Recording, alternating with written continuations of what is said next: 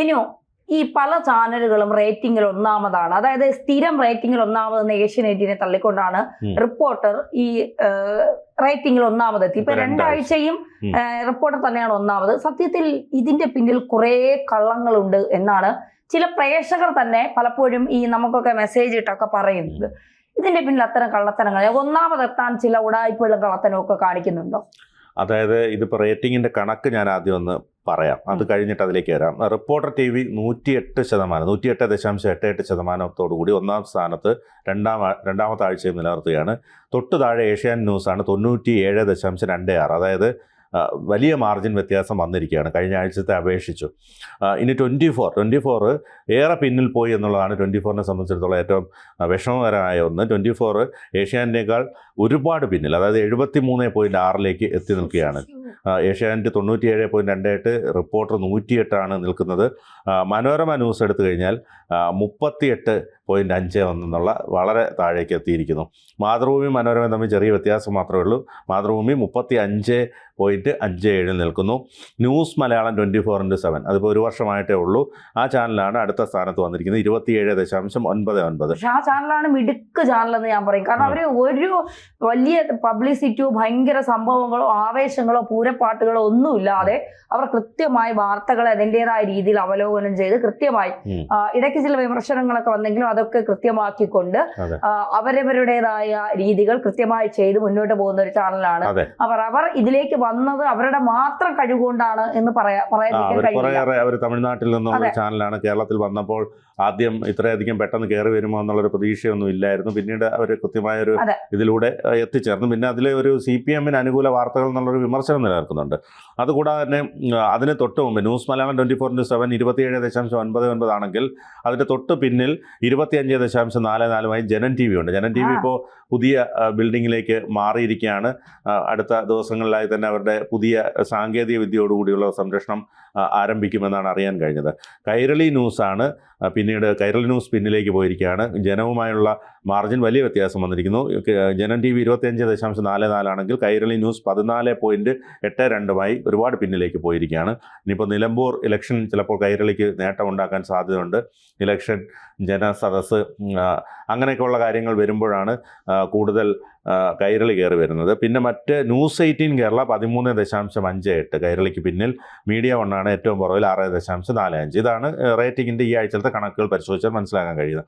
മറ്റൊന്ന്, റേറ്റിംഗുമായി ബന്ധപ്പെട്ട് പറയുമ്പോൾ നമുക്കറിയാം, ഇത് ഓരോ സിറ്റികളിൽ കുറേ വീടുകൾ മാത്രമാണ് ഇതിൻ്റെ ഉപകരണം വയ്ക്കുന്നതെന്നാണ് നമുക്ക് മനസ്സിലാക്കാൻ കഴിഞ്ഞത്. അതായത് ഇപ്പോൾ കേരളത്തിലുള്ള എല്ലാ വീടുകളിലും ഇത് വെച്ചിട്ടല്ല ഇത് അളക്കുന്നത്. ഒരു സിറ്റിയിൽ, ഇപ്പോൾ കൊച്ചിയിലാണെങ്കിൽ ഇത്ര വീടുകൾ, 1000 വീടാണെന്ന് തോന്നുന്നു, എനിക്ക് കൃത്യമായ കണക്കറിയില്ല. അപ്പോൾ 1000 വീടുകളിൽ ഈ ഉപകരണം വയ്ക്കുകയും ഈ 1000 വീടുകളിൽ ഈ സമയം ഏതാണ് പ്രവർത്തിക്കുന്നത്, ഏത് ചാനലാണ് പ്രവർത്തിക്കുന്നത് എന്ന് നോക്കി അതാണ് മറ്റ് ഒരു കൂടുതൽ ട്രെൻഡ് എന്നുള്ള രീതിയിലാണ് ഇത് കണക്കാക്കപ്പെടുന്നത്. അതിൽ കൃത്രിമത്വം നടത്താൻ പോലും ഇപ്പോൾ കഴിയുന്നുണ്ട് എന്ന് നമുക്ക് മനസ്സിലാക്കേണ്ടി വരും. കാരണം ഈ വീടുകൾ കണ്ടെത്തിയാൽ, അതായത് ഇപ്പോൾ കേരള വിഷനോ ACUമായി ബന്ധപ്പെട്ട് കഴിഞ്ഞാൽ എവിടെയൊക്കെയാണ് വെച്ചിരിക്കുന്നതെന്ന് കണ്ടെത്തിയാൽ അവിടെ ചെന്ന് ഈ ചാനലുകൾ വെച്ചാൽ ഒരു പക്ഷേ റേറ്റിങ്ങിൽ എത്താൻ കഴിയുമെന്നൊക്കെയുള്ള വാർത്തകൾ വരുന്നുണ്ട്. അതുകൂടാതെ തന്നെ ലാൻഡിംഗ് ചാനൽ എന്ന് പറഞ്ഞാൽ, ഇപ്പോൾ നമ്മൾ കേരള വിഷൻ ഉള്ള വീടുകളിൽ നമ്മൾ ആദ്യം ചാനൽ വെച്ച് കഴിഞ്ഞാൽ റിപ്പോർട്ടർ TV ആണ് വരുന്നത്.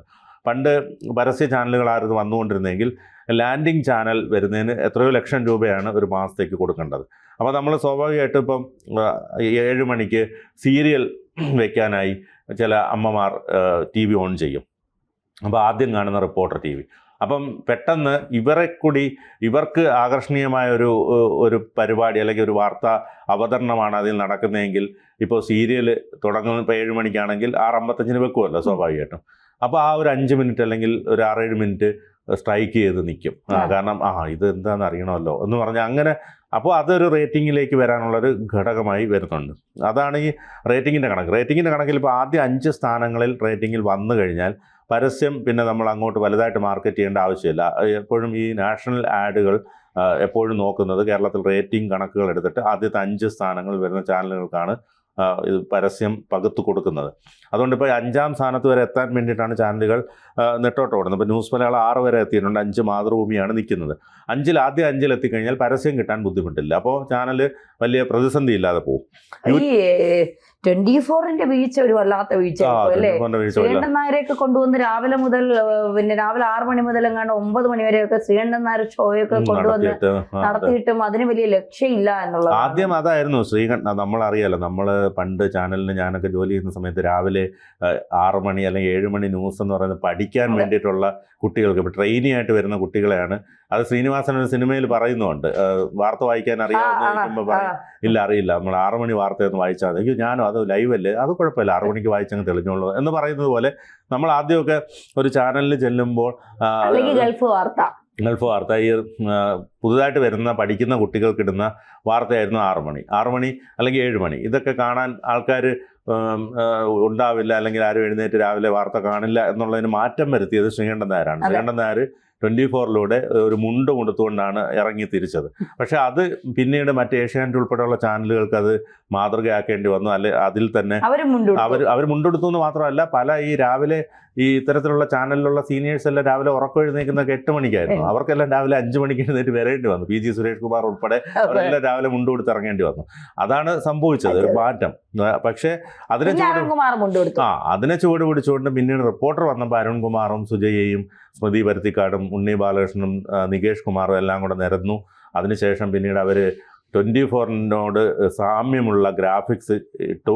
അപ്പോൾ സ്വാഭാവികമായിട്ടും എല്ലാവരും TV വയ്ക്കുമ്പോൾ 24 ആണോ റിപ്പോർട്ടറാണോ എന്ന് സംശയിക്കും. പക്ഷേ ഇതിൽ വന്നിട്ടുള്ള ഫേസ്, മറ്റേതിൽ ഈ പറഞ്ഞ പോലെ ശ്രീകണ്ഠൻ നായരും ഹാഷ്മിയും വിജയകുമാറും അല്ലെങ്കിൽ ഗോപികൃഷ്ണനും ഒഴികെ മറ്റാരുമില്ല. അതോടൊപ്പം തന്നെ വലിയൊരു സ്ത്രീ സാന്നിധ്യവും സുജയെ പോലെ അല്ലെങ്കിൽ സ്മൃതിയെ പോലെ കിടപിടിക്കുന്ന ഒരു സ്ത്രീ സാന്നിധ്യവും 24-ൽ ഇല്ലാതെ. അപ്പൊ ഈ ശ്രീകണ്ഠൻ നായർക്ക് ഒറ്റയ്ക്ക് അല്ലെങ്കിൽ ആ രീതിയിൽ പോകേണ്ടി വന്നു. മറ്റേ റിപ്പോർട്ടറിനെ സംബന്ധിച്ച് മുന്നോട്ട് പോകേണ്ടി വരും. ഹാഷ്മിയുടെ ആ തുടക്കത്തിലുള്ള ഇൻട്രോ അത് മാത്രം ആളുകൾക്ക് ആകർഷിക്കാൻ കഴിയും.